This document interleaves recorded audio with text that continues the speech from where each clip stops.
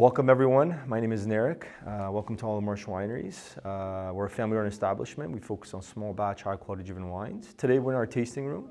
This is where we sample a lot of our wines. It holds about 20 people, and a lot of our guests actually end up in this room to go through our portfolio and really understand the types of wines we create here.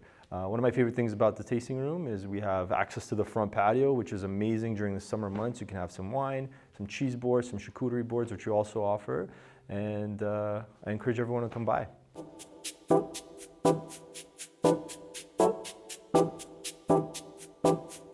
So this is our production area. This is where all the magic happens. We do everything start to finish in this facility. We crush in the stem, we'll press, we start the fermentation process, and we'll release our wines and we bottle it right here on site. So we produce around 2,500 to 3,000 cases of wine. High quality wines we do not sell to the LCBO. We really like to take our time here at the winery and focus on quality rather than quantity. And we use a bunch of different sort of winemaking techniques. It's pretty much a combination of old school versus new school, and you get some really interesting wines. So I'm going to take you guys over to our crusher to stemmer, and it's the first stage of the winemaking process. It's the first machine that the grapes see when they come into the facility after harvest. So follow me. So this is the crusher to stemmer. It's one of my favorite machines here at the winery. It does exactly what it's named after. It crushes and de-stems the grapes. So when we hand harvest the grapes, we'll feed it to this machine. The way it works, there's a big auger in here. It'll spin around and sort of the bunches will travel this way and the stems will fly to here, almost like a fishbone picked clean.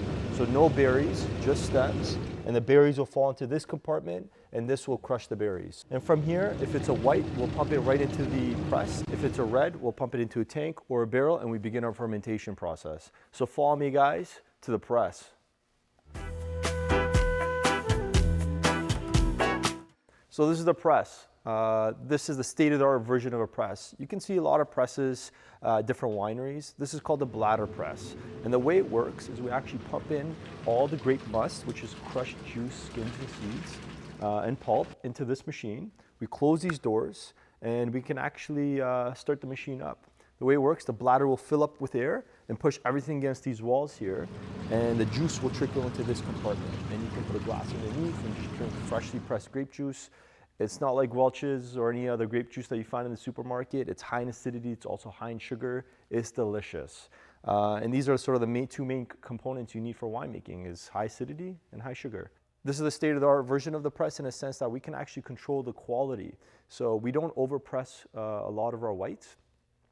In a sense that we leave about 5 to 10% juice in there, because when we start overpricing the juice, we do get more juice, but the quality of juice is not the greatest. So it's a fine dance between quality and quantity. So from here, from this tray, we'll pump it into some of our stainless steel tanks where the fermentation process begins. The way fermentation works is the yeast is converting sugar into alcohol. And this room always smells fantastic during fermentation. You get a lot of aromas happening. And one of the key things about fermentation is trying to temperature control that process. So we have these stainless steel sort of tanks, which are used for pretty much all the winemaking. These jackets, we will pump some glycol in here. It has no contact with the wine, but it'll actually control the temperature. So naturally, during fermentation, temperature wants to go up. We like to keep it sort of cool because we want to maintain those aromatic qualities in the white wines. Even for reds, we don't want it to get too hot because you're starting to get some off-putting aromas. So whenever the wine is ready and it's time to drink it and it's time to enjoy it, we start bottling it. It's one of my favorite processes of the winemaking because all the years work, all the time, all the aging, it's time to bottle it and enjoy it. So we're in our bottling line area, and like I said, it's one of my favorite parts. The family does get together and we all help out. Every person will be working a different station. So we have someone feeding the line. This will actually fill up our bottles. This will cork it. We use 100% natural, real cork. We're pretty old school in that way. And my philosophy is if you can't open it, you shouldn't be drinking it. So from here, it'll go into the capping station. Someone will be sort of putting on the shrink caps here. This will melt it. It'll circle around. This will label it. And someone over here will be putting it into boxes and taping it up. Super fun, super easy. It does about 2,000 bottles an hour, so it definitely helps us, and we can drink the wine faster. Aside from making some beautiful handcrafted wines here at the winery, we also like to host a lot of functions. So follow me to the clubhouse, which we host most of our functions here at the winery.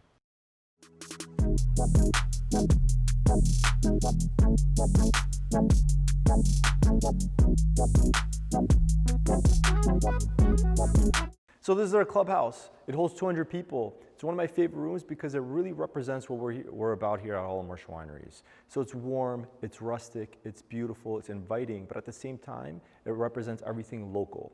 So from the pine that we sourced for building this beautiful room, it's from Innisfil.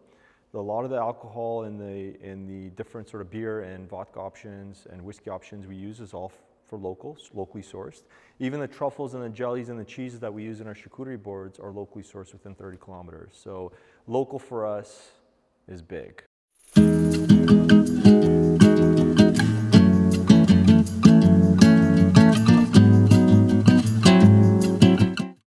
We weren't always here at the Holland Marsh. We actually originate from a small country called Armenia, a small town called Hrazdan. And it started with my great-grandfather, who passed down he was the first winemaker, and who passed it down to his son, who passed it down to his son, Roland, which is my father. And we moved here about 27 years ago to Canada, and we had a small partnership winery in Niagara. He sold it, and we came up here, and we started building everything from ground up scratch. We just absolutely fell in love with the land, and we saw a lot of potential here at the Holland Marsh, and it's some really interesting growing soils for wines.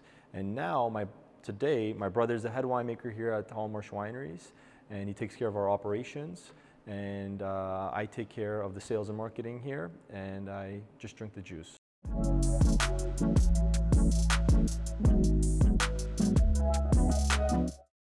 So we grow 10.5 acres here on site. We planted in 2007, and everything from the vineyard portion and the farming practices is very minimalistic in our approach. So we hand harvest, we hand prune.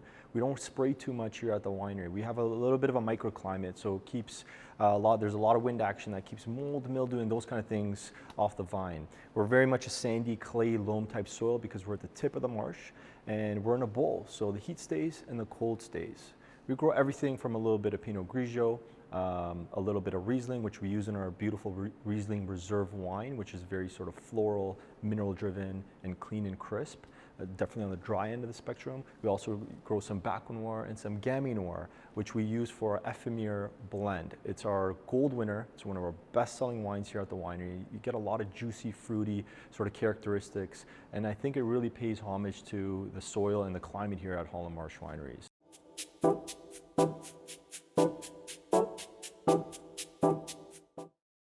So we also have the wind machine here at the winery, which is our best friend for growing the grapes.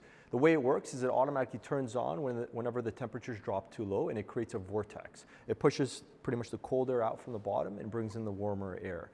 And honestly, it really helps us out for the spring frost around that May to June season. And also if the temperatures drop below -25 degrees, it will automatically turn on, and it will help the canes and the buds for production for the next coming spring.